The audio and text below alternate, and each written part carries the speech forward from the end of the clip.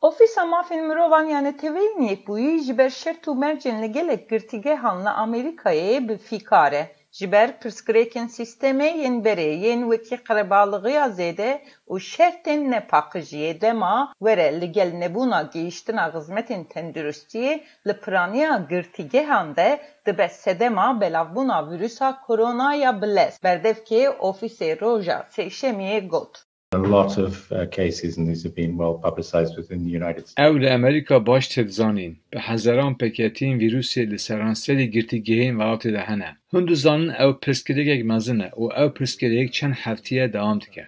Li gorî daneyên Ofîsa Dadveriya Amerîka di dawiya sala 2017 da hejmara girtiyên li Amerîkayê nêzî 2.3 milyonê û di rêza yekemîn de ye. Daneyên herî dawiyên saziya girtîgehên federal ve hatine weşandin nîşan dide ku testên vîrusa korona ya 2700 girtiyan erenî derketiye.